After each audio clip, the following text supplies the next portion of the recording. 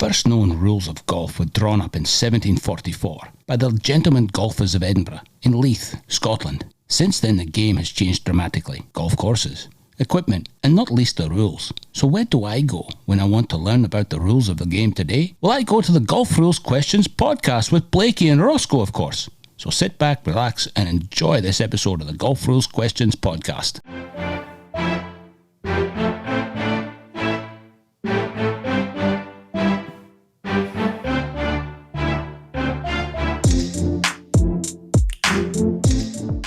Hey everyone, episode 58 of Golf Rules Questions podcast with myself and Stuart McPhee. Welcome along, Stuart.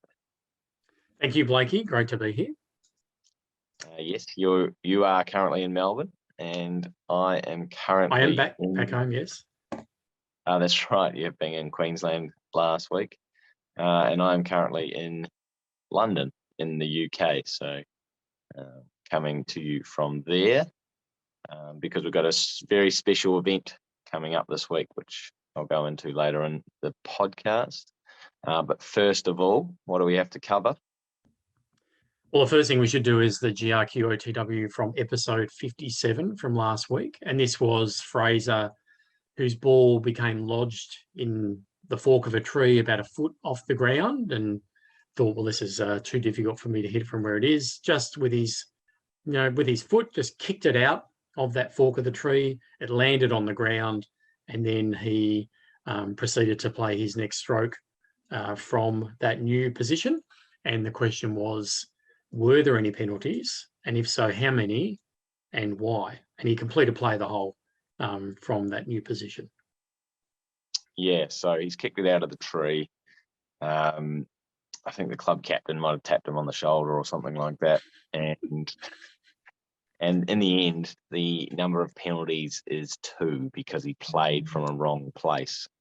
Now, the committee would have to work out, and obviously the club captain saw all this, but the committee would need to work out whether it was a serious breach, which would involve possibly a disqualification if he teed off on the next hole, or signed his scorecard if it was the last hole of his round. But obviously the club captain saw it, so he would be in a good position to make that call. But if an interesting one that we were sort of just thinking about in the answer was if Fraser was actually trying to improve his conditions, or potentially did improve his conditions, and then caused the ball to move and played it from the different position, he would actually end up with 4-stroke penalty, two stroke penalties in stroke play. Obviously, just one of those 2-stroke penalties would be loss of hole in match play. But yeah, and if he's improved his conditions, or potentially improved his conditions affecting the stroke, say breaking the branch that was holding the ball, then the ball falls out and he plays it from the new position, then he's just going to get he's going to get 2 times 2.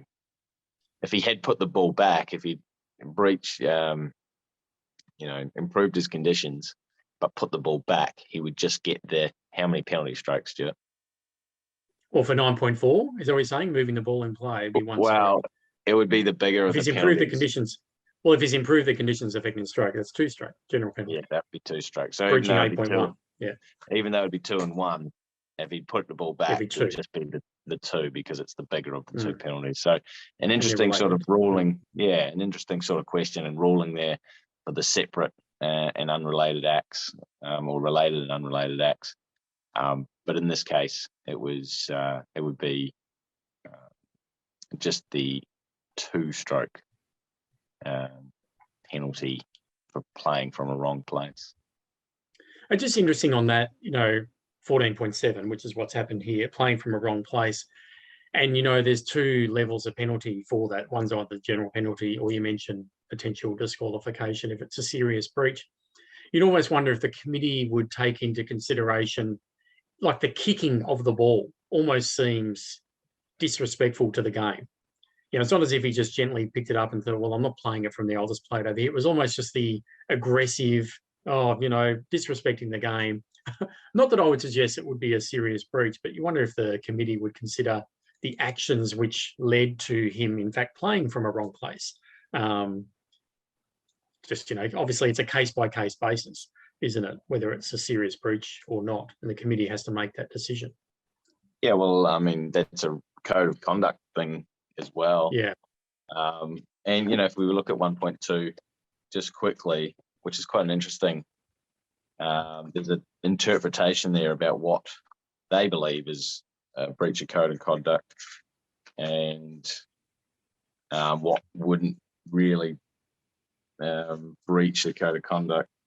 So examples of actions by a player that are likely to be considered serious misconduct: deliberately causing serious damage to the putting green, disagreeing with the course setup and taking it on themselves to move tee markers or boundary stakes, throwing a club towards another player or spectator, deliberately distracting other players while they're making strokes, removing loose impediments or movable obstructions to disadvantage another player that after that other player has asked him or her to leave them in place.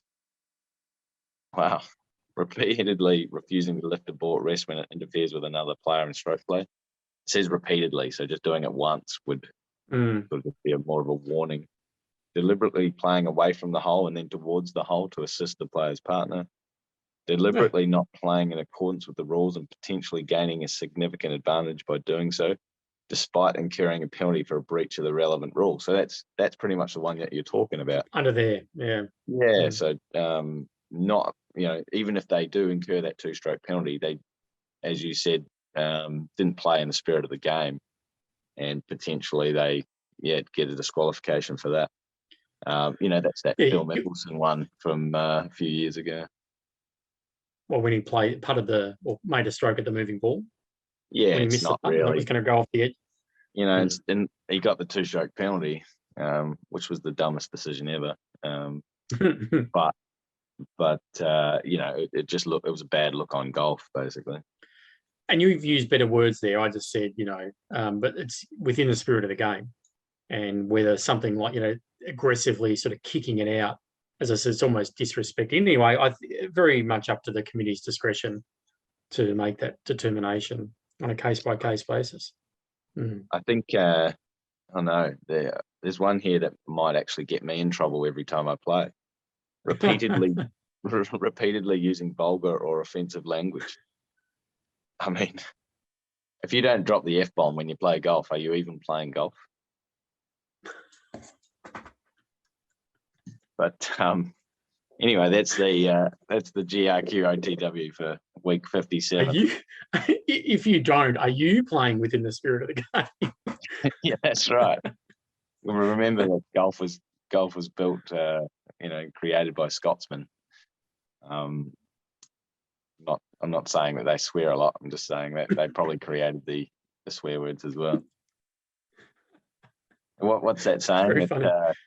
Golf. They only came up with the word golf because all the other 4-letter words were taken. 4-letter words. Yeah, I believe that. So, we probably need to move on. Yes. And we're going to move on to your latest video, which I think is a great situation, which so many club golfers could potentially find themselves in. And this was in fact, it's the world #1 women's player in Jin Young Ko at the LA Open not so long ago, where she pulled an approach shot to the 17th green left, and it landed and came to rest in a red penalty area. And right in front of her, between her and the putting surface, was a concrete, like almost retaining wall, which was probably a little bit higher than her. And she's attempted to hit a wedge out and almost like a bunker shot and just get it out onto the green. It's hit that concrete wall and remain within the penalty area, made another attempt to hit, and then eventually her judgment has got, I probably just shouldn't need to take relief out of this red penalty area, and eventually did. And I think, so that's the scenario. So if you can talk through, it's just a red penalty area, but there's a twist on this, and that is having multiple shots or having at least one stroke from within that penalty area, but then the relief options available to you once you do that. So if you want to talk through that, please. Yeah, so she's thought that she could make it over the wall with her first shot, which, as you said, was really high. It was actually probably higher than her caddy, who looked about 6 foot something. And she's left it in there. Now you still have the relief options under 17.1D, a penalty of 1 to get yourself out of the penalty area. You even have an extra option now to drop it back where you played it from within the penalty area, although that wouldn't have been a good option for her. But she then thought that she could attempt it again to try and get it out with the club, with a stroke rather than taking the penalty. Paid the price again, but that she still has those relief options no matter how many strokes are made within the same penalty area. It is important to note that if she had somehow got it out of the penalty area and it had deflected and rolled back in. Now she may, this is a hypothetical, but she may have a different last point of entry into the penalty area. She'd be afforded the same relief options, but just possibly in a different spot. So if you play from within a penalty area and you can't abstract it. Extract it out of it, or exit, get out. Extract it out of the penalty area, then you can play it again from where it is, or you can take those relief options going back to your last place played outside the penalty area, back on a line behind the last point of entry, in line with the flag behind the penalty area, or because it was red, this one, the lateral relief, which is within 2 club links.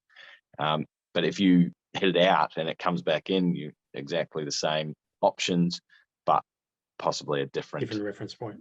Different reference point now. So, Jin Young had to end up taking her medicine, and I think she ended up with a big fat 8 there.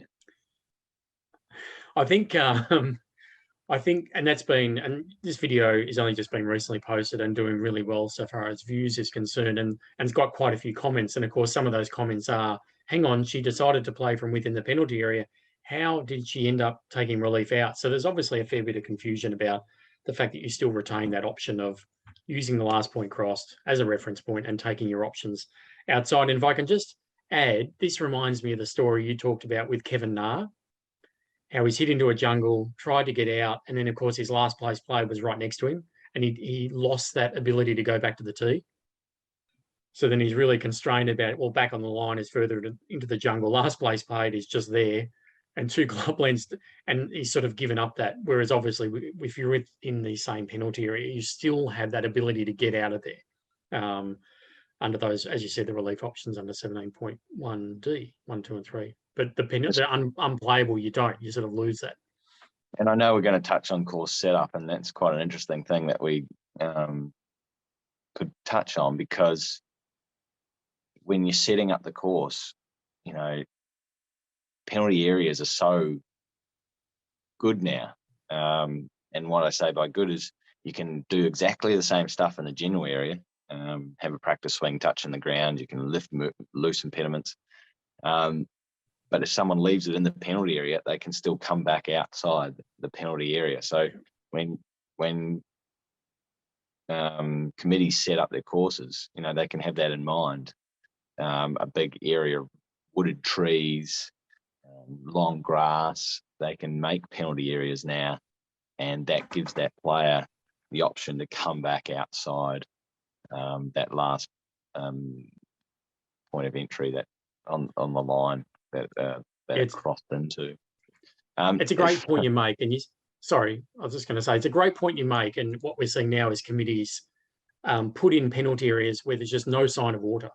There's no water anywhere, but they obviously recognise that it's a good opportunity to put a penalty area in for those very reasons, and to say that Kevin Na, for example. Yeah, and even though I know at the start of this, you said, "Oh, it was a great video. It was a great situation." Well, I mean, it wasn't a great situation for Jin Young, but it is a good situation for, as we say, the club golfer to learn from and see how the rules are actually played. Now, it was funny because I saw it happen at the International Series of England last week, actually on Saturday. Yeah, Saturday. So it was a last couple of groups coming through, and Barry Henson from the US, he was on the 8th hole, and he's hit it into the penalty area right of the 8th hole, right of the 8th fairway, and it's somehow like that penalty area on the 8th on the right is actually cuts in right off the tee. And so if you hit one right, you're basically, your point of entry is probably 50 meters from the tee. But you can't, because it curls around, you can't really see it. So he comes down and we can see it, and actually it had stopped sort of on this hanging lie above this bit of a ditch. And so we were like, how did it stay there? Anyway, he goes, oh, and we were like, oh, like this. When he comes down, we're like, oh, and he's like, nah, it's fine, I can see it. And we're like, yeah, okay.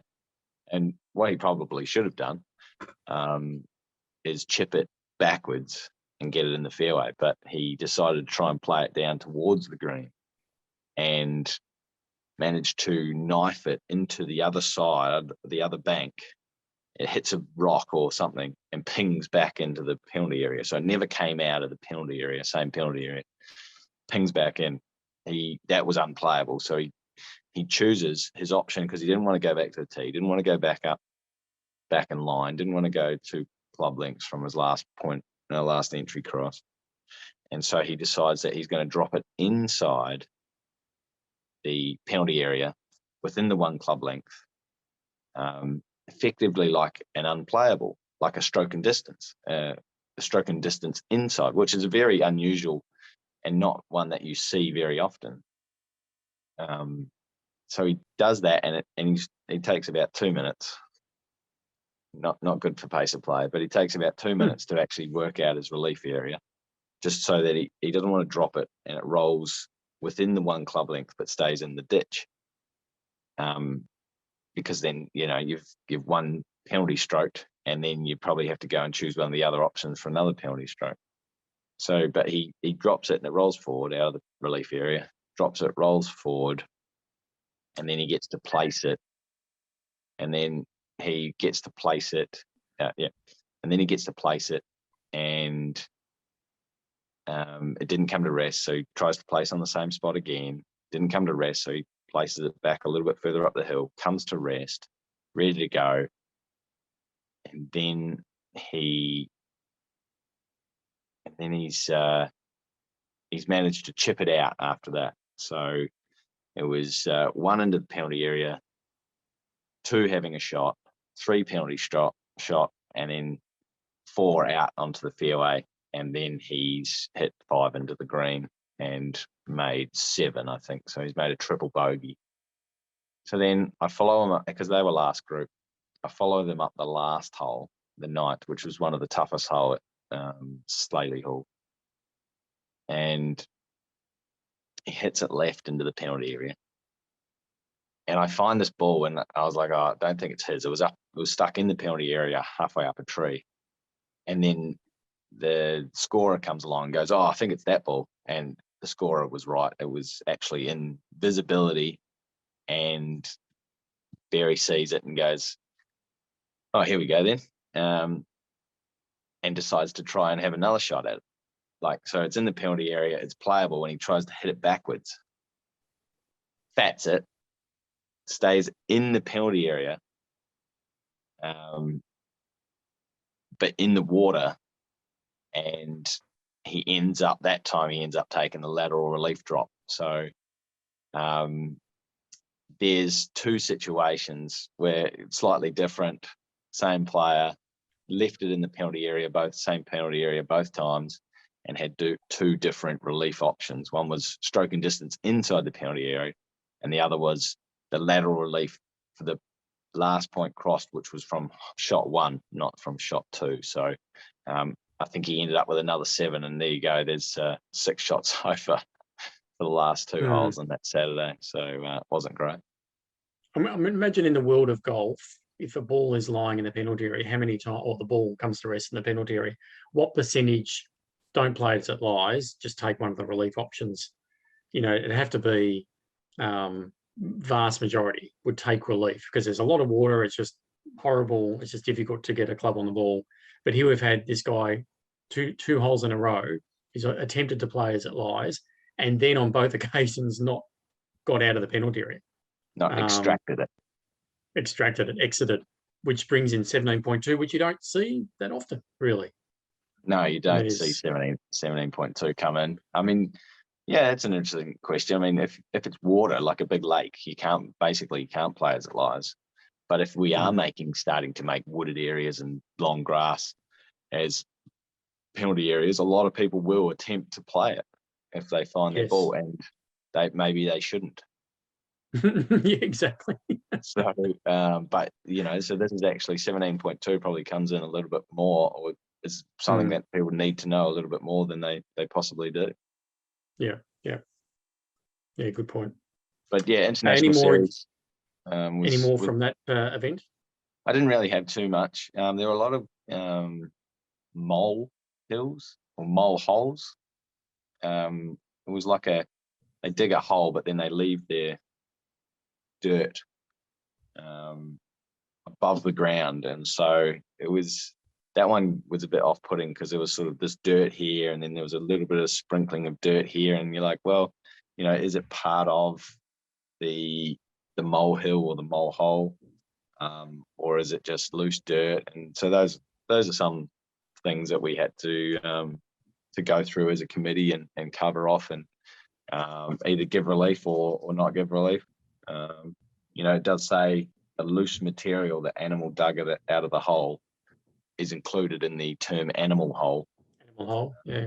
So if it's an animal hole and it's that loose material that animal dug out of the hole, then that is part of the ground under repair. It's all part of it. And then they get relief. So I kind of gave someone relief, and you could have gone 50-50 with it. I didn't really feel that he shouldn't have got relief, but at the same time, he got really lucky with the relief. So I was like, that sucks.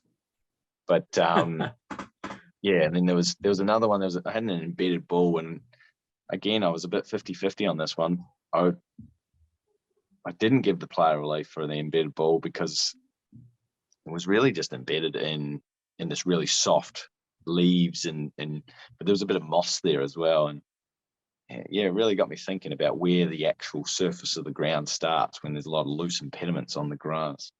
Did you mark and lift the ball to check? Yeah, we did. We lifted it, and then you could just see that there was a lot of leaves and it sort of but that does that that compost almost. No, not compost. Very interesting. Yeah, the moss. Yeah. Heat type thing. Does that become the surface of the ground? Probably something I should ask the RNA. But I didn't really have too many rulings, but I had a lot of time on the stopwatch. There were a lot of tough holes. A lot of holes. There wasn't too many drivers being hit, and a lot of layup holes. And the layup actually meant that now they're hitting 3, 4, 5 iron and making the hole longer and making the course longer. And that's fine off the tee. They sort of, okay, I'll hit 3 iron. I'm not going to be as wide off the tee, so we don't have to search for as many balls off the tee.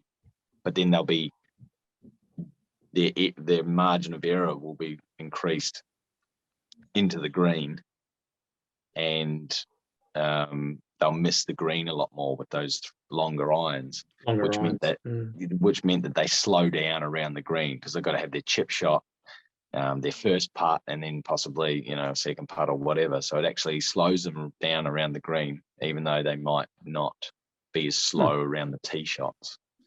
And there was a couple of brutal holes like 18 and 9 and 4. So we really were trying to get onto the monitoring as quick as possible. But a couple of groups probably played in just over 5 hours, which isn't very entertaining, but it is what it is. Interesting you talk about brutal holes and, making it tough for the players. I'd like to congratulate Minjee Lee on winning the US Open. An Australian, just a wonderful achievement to do it as, I wouldn't say comfortably, but in the end, the margin was comfortable. Just a wonderful performance by her, just fantastic. I was watching a lot of it, the back nine.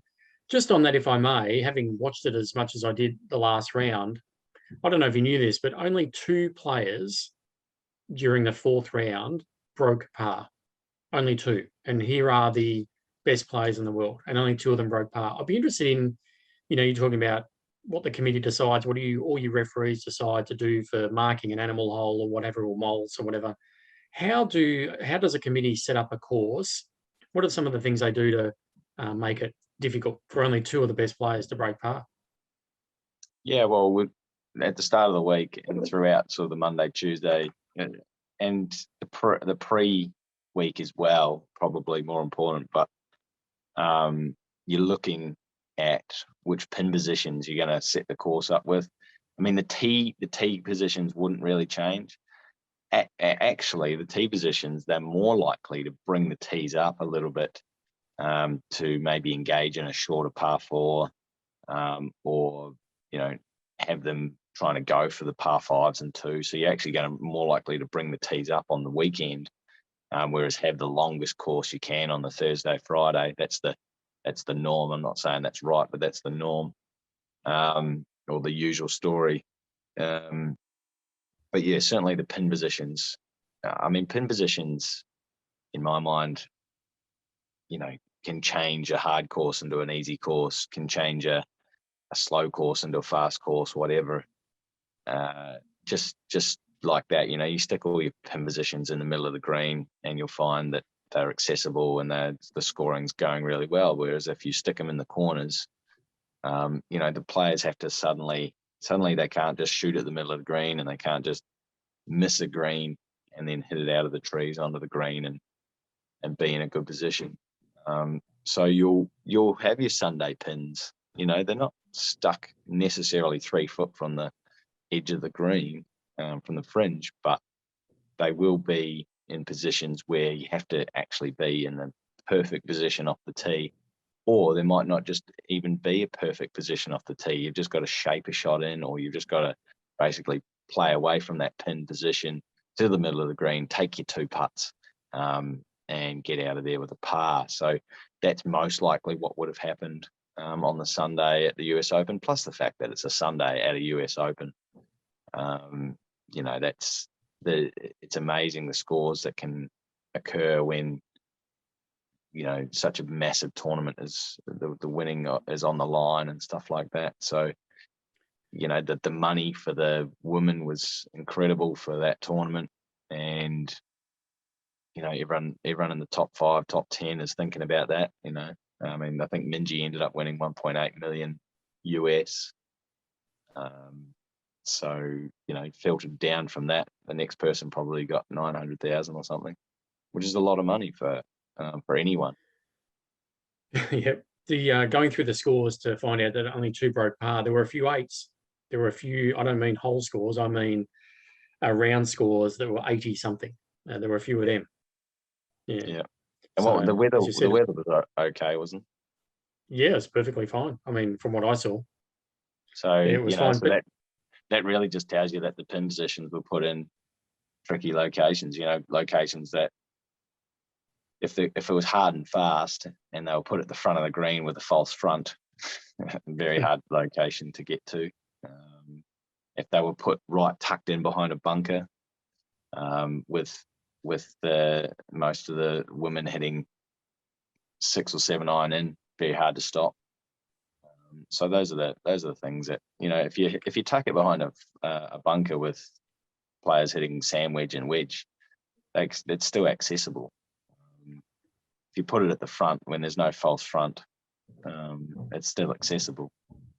But there are places on most greens that you can find that make it a little bit harder and a bit of a challenge. And if you put them all on the same day, scoring is going to be tricky. I've certainly heard at club level on many, like countless occasions, how many people have this belief that there's a rule that says the hole cannot be within X distance to the edge of the green. In other words, maybe you've heard that before. I've certainly heard it a lot of times. In other words, I've seen a pin position which is really, I don't think they're allowed to put it that close to the edge of the green. Surely you've heard that. You can, millions of times, Stuart. You can put it anywhere you like or the committee can put it anywhere they like on the green. But they just need to think about who's playing and the enjoyment of that player's round, and also the pace of play for the rest of the players. I mean, I saw, was it an NCAA tournament recently where you couldn't even stop the ball beside the hole? It was just ridiculous. And so people were actually, having good scores, and then suddenly they'd have a 14 because they were putting. Wow. That's not enjoyable for anyone. That fails all those criteria you just mentioned, so far as enjoyment and anyone play, watching, anyone playing. It's just not enjoyable at all. Just quickly, just finally talked about the purse. The thing I heard on the Sunday was 7th place at the US Open was going to win more money than the winner of the LPGA tournament next week. Yeah, well, that's good that they're growing the purses for some certain tournaments, and hopefully, onwards and upwards, they'll get even more soon. Now, speaking of big tournaments, can you share with us what you're doing this week, please? Yeah, I was going to say it would be awesome if the LPGA and Live Golf got together. But I'm in London for the first ever Live Golf tournament at Centurion. It's an interesting format. It's a shotgun start for 48 players at 2 p.m. There's 16 groups, which will be not quite on 16. I think the first couple of rounds they might be on 16 holes, but then the last day they might play a couple of groups off the first. But the Centurion course probably doesn't lend itself to the perfect shotgun start course, because the course basically stretches itself away from the clubhouse. So there's only about 3 tees that you could actually walk to. And then the rest are just miles away. But it's an entertainment vehicle. It's going to be fun to be a part of and watch. And everyone tees off at 2, and hopefully we'll have everyone in by 7 p.m. Light is fine. We don't have to worry about light this week. But then they're going to have some concerts and stuff afterwards. So it's a real entertainment vehicle using golf as the basis. But patrons can come in from 11 a.m. and make a day of it. Either on the Thursday, Friday, Saturday, they can get up close and personal with a lot of their favourite players. Not all their favourite players are going to be there, but it's a good start, and the players are enjoying it so far.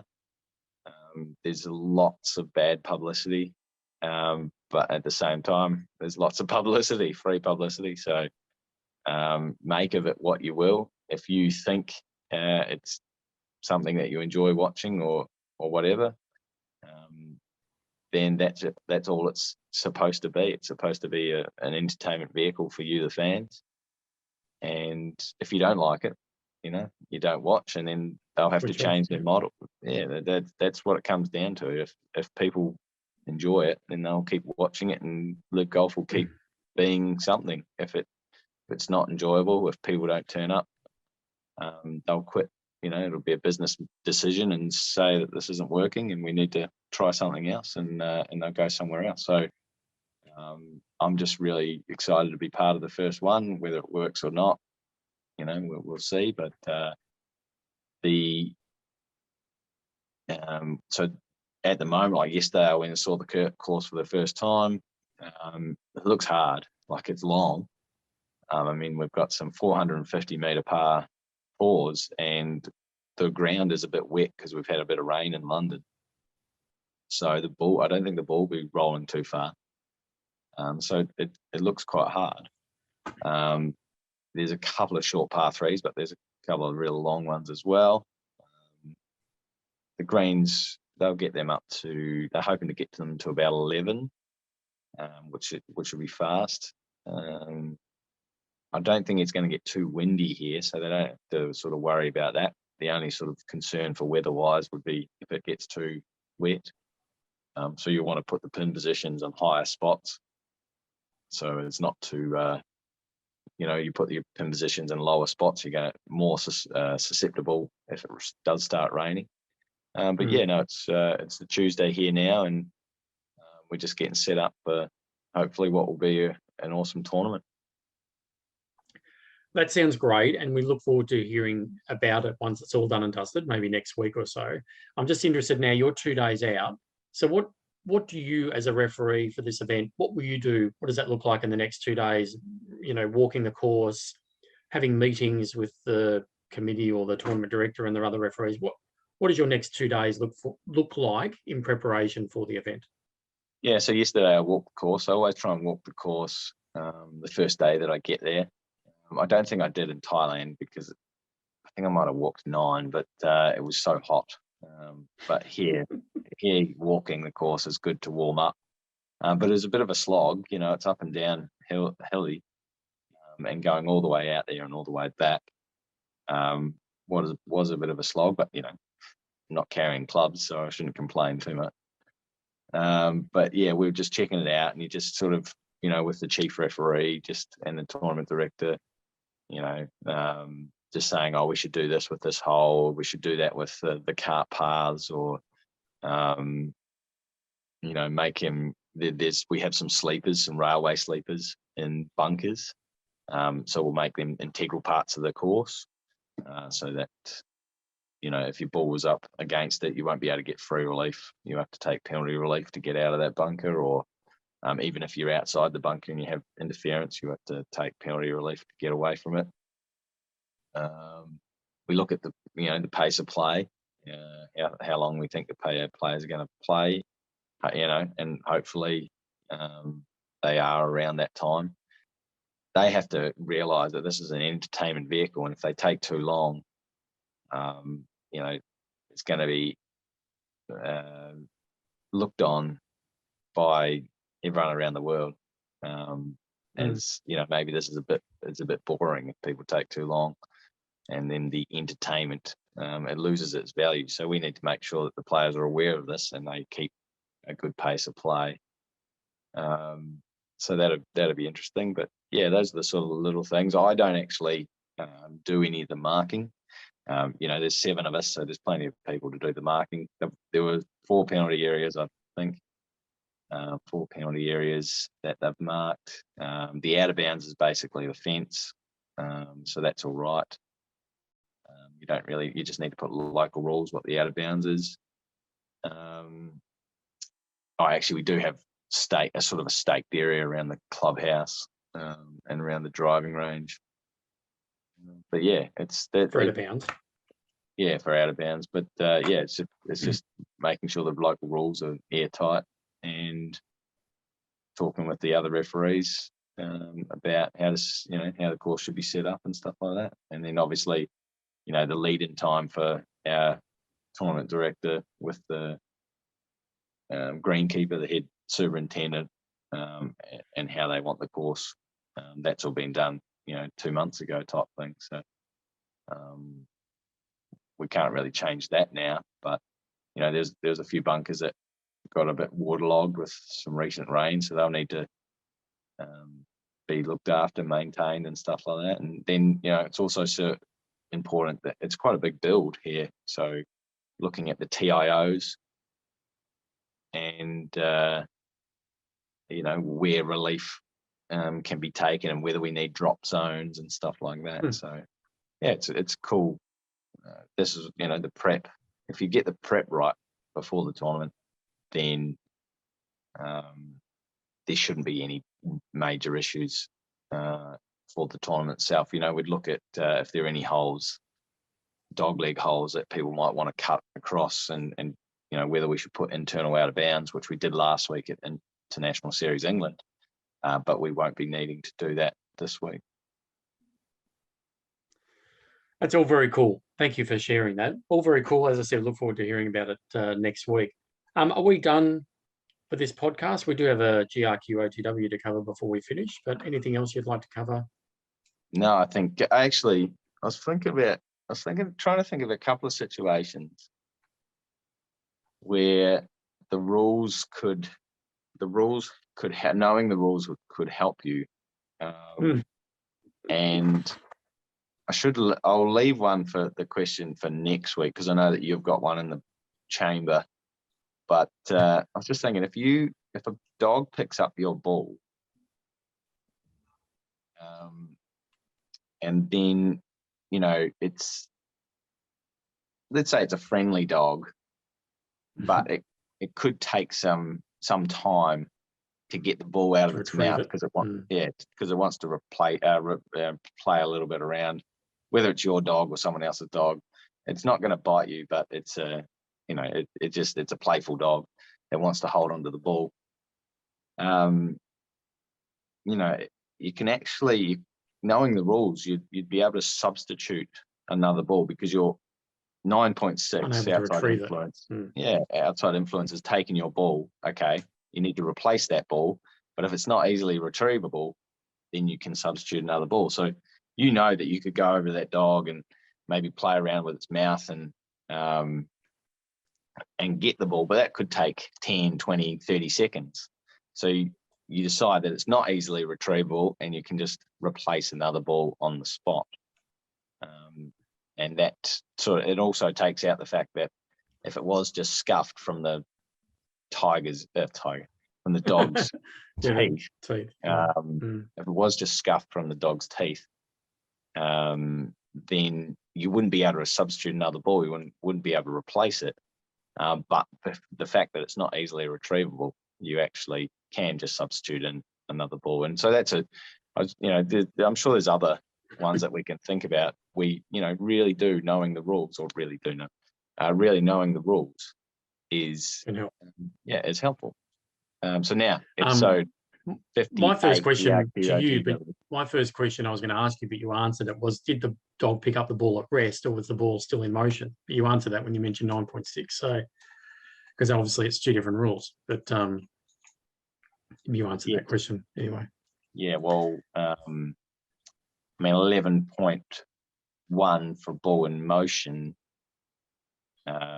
because it was a dog, it was accidental. And then if it's in its mouth, you just pick the spot directly below where the dog is, and then move the dog along and proceed under that by substituting a ball. Hopefully you don't have to invoke 16.2 if the dog doesn't get aggressive. Yeah, that's right. I think we put in our blooper videos. We put in our blooper videos that one where the dog stole the ball in the European Tour event. That was quite funny. Anyway, 16.2, for those who don't know, is a dangerous animal condition. So hopefully you don't have to invoke that one. Yes, GRQ OTW for episode 58 is Helen and Charlotte are playing in a stroke play event. And both are on the green. Their balls are both on the green. And Helen is just behind. Charlotte's a long way away and is first to play. Both the balls are sitting there. Charlotte putts. A little bit too much pace on it. Charlotte putts, and Helen realises that Charlotte's ball is going to go past the hole and come very close to her own ball, which is sitting there at rest on the green.